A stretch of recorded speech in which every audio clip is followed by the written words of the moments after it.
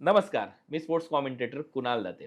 Right spot studio Satara आयोजित या पॉडकास्टमध्ये आपल्या सगळ्यांचं सहर्ष स्वागत.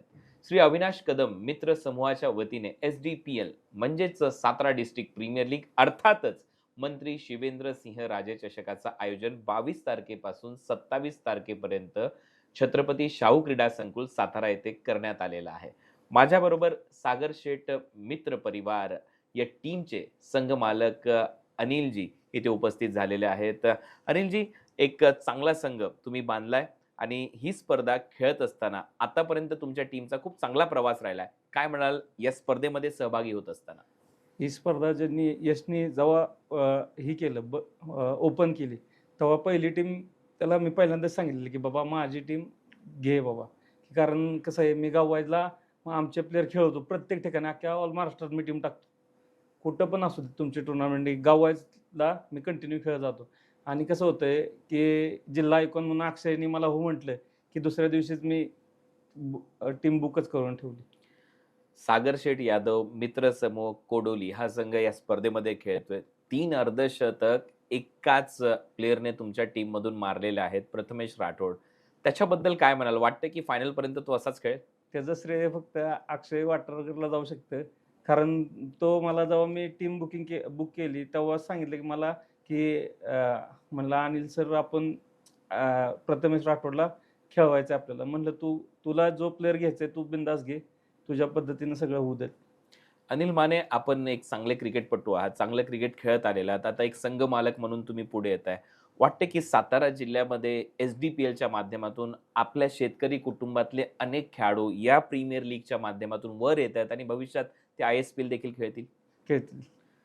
आणि कुठले असे खेळाडू आहेत जे तुम्हाला वाटतात की आपल्या जिल्ह्यातून किंवा तुमच्या तालुक्यातून पुढे येतील? अमोल शेळके असेल, मयूर कुंभार असेल, अक्षय भोसले असेल, ही म्हणजे आणि प्रसाद साळुंखे हे कसे गाववाईचे प्लेयर आहेत. म्हणजे अमोल शेळके एक म्हणजे गरीब कुटुंबातला मुलगा आहे. अक्षय भोसले गरीब कुटुंबातली मुलं आहे ती.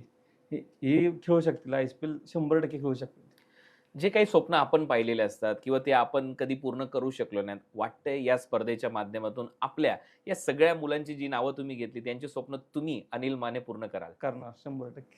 आणि ही स्पर्धा खेळत असताना एक संघ मालक म्हणून तुम्हाला काय वाटलं की ही स्पर्धा खरोखर त्या लेवलची आहे आणि त्या पद्धतीचं आयोजन सगळ्या आयोजकांनी मेहनत करून केलेलं आहे? ह्या गोष्टीचं आहे ना श्रेय भूषण सर, आ आ यश म्हणजे नाही का त्यांची ओव्हरऑल टीम त्यांनी खरंच म्हणजे आमच्या साताऱ्यात पहिल्यांदा टुर्नामेंट अशी कोणीही घेऊ शकत नाही. आणि ही टुर्नामेंट अशीच व्हावी ही माझी लय इच्छा आहे.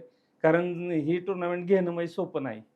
कारण ह्या प्रत्येक गोष्टी सगळ्यात मोठा प्रॉब्लेम असतो पैशाचा.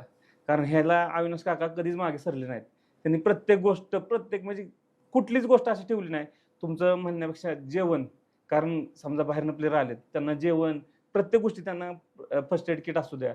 सगळं त्यांनी म्हणजे काय त्यात गोष्टच ठेवली नाही, की बाबा कमी पडत असेल आणि ह्या टुर्नामेंट त्यांच्यासारखे तर कोणी घेऊ शकत नाही.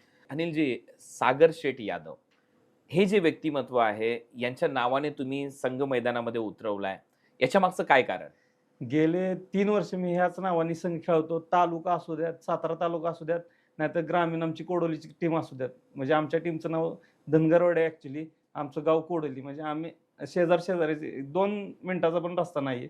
दोन्ही गावं एकत्रच आहे.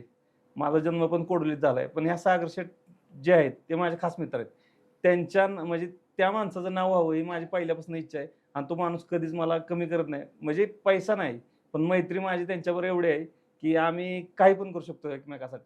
कारण त्या माणसाने आमच्यासाठी लय केलंय. कुठल्या म्हणजे कोणत्या मला कधी पण फोन करू देत, की ही गोष्ट करायची. हां, तुम्ही करा मी आहे तुमच्या मागे. बघितलं ना, मित्र असावा वनव्यामध्ये गारव्यासारखा.